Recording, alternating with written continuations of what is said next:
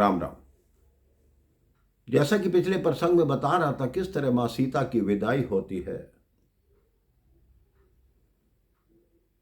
शास्त्रों में लिखा है कि जब डोली में बैठकर बिटिया जाए विदेश, पत्थर से पत्थर हृदय सह न सके ये ठेस। पुत्र को पिता से कोई स्वार्थ हो सकता है मेरे भाई बहन, लेकिन पुत्री निस्वार्थ होती है। वैर से पुरुष कहीं रोए तो लोग टीका टिप्पणी करते हैं, लेकिन पुत्री की विदाई के समय पुरुष को रोना आ ही जाता है। अब धीरे धीरे अपनी चारों पुत्रियों को डोली की तरफ ला रहे हैं। दशरथ जी के सामने नतमस्तक होते हैं जनक जी कि आपने हम पर कृपा की कि आपने हमारी पुत्रियों को अपनी पुत्र वधू के रूप में अपनाया। दशरथ जी कहते हैं मेरे 4 पुत्र हुए, लेकिन मेरे मन में हमेशा ये रहा कि मेरे यहां कोई पुत्री नहीं है, तो आज वो कमी आपने पूरी कर दी। जनक जी कहते हैं आपके सेवा भाव में कोई कमी रह गई हो तो मुझे क्षमा करना, मुझे बिना खरीदा हुआ अपना दास समझना। दशरथ जी कहते हैं दास आप नहीं है महाराज, दास तो हम हैं। आप तो कन्या का दान कर रहे हैं। जो दान करता है उसका हाथ ऊपर होता है, जो दान लेता है उसका हाथ नीचे होता है। इसलिए दास मैं हूं, आप नहीं। फिर अपने पिता का कर्तव्य निभाते हुए कहते हैं मेरी पुत्री अबोध है, राजमहलों में पली है, उससे कोई भूल चूक हो जाए तो क्षमा कर देना। दशरथ जी कह रहे हम इनको पुत्र वधू बनाकर नहीं ले जा रहे, हम पुत्री बनाकर ले जा रहे हैं। अब विदाई की तैयारी होती है। चारों वधुएं डोली में बैठती हैं। जनक जी खुद उस डोली को हाथ लगाते हैं। धीरे धीरे पूरे मिथिला में करुण स्वर गूंज उठता है। जिस तरफ देखो आंखों में अश्रु है।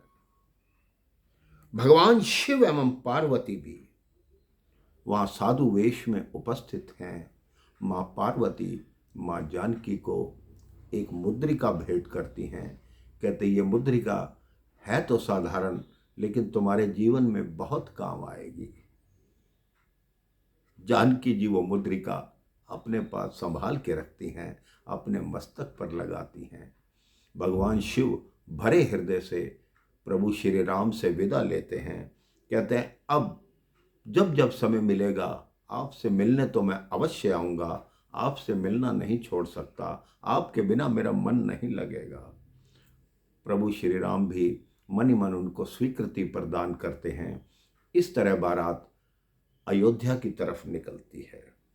कई शास्त्रों में एक प्रसंग और आता है कि बारात पहले निकल गई, लेकिन चारों भाई बाद में आते हैं।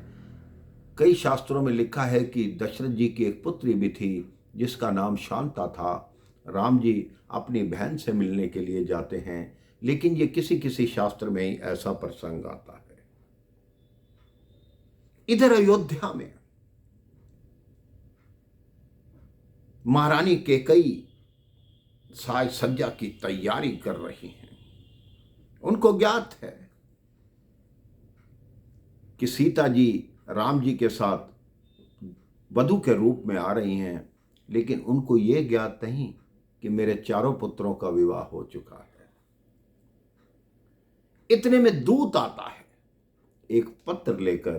कहते रानी कौशल्या के नाम एक पत्र लाया हूं, महाराज श्री ने भेजा है।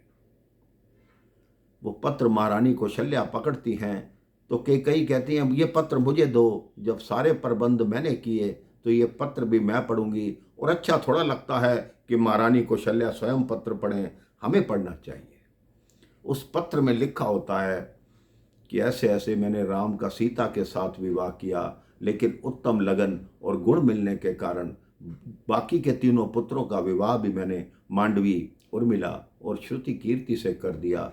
एक बार कैकेयी के मन में शंका होती है कि महाराज ने मुझे वचन दिया था कि जब भरत का विवाह होगा तब मैं तुमको साथ अवश्य ले जाऊंगा, लेकिन महाराज ने अपना वचन क्यों नहीं निभाया। लेकिन उन्हें उनके मन में राम जी के विवाह की इतनी प्रसन्नता होती है, उस समय वो सारी कटुता भूल जाती हैं। इसके बाद क्या हुआ, किस तरह बहुओं का स्वागत हुआ, ये मैं आपको अगले प्रसंग में बताऊंगा। राम राम, जय श्री राम।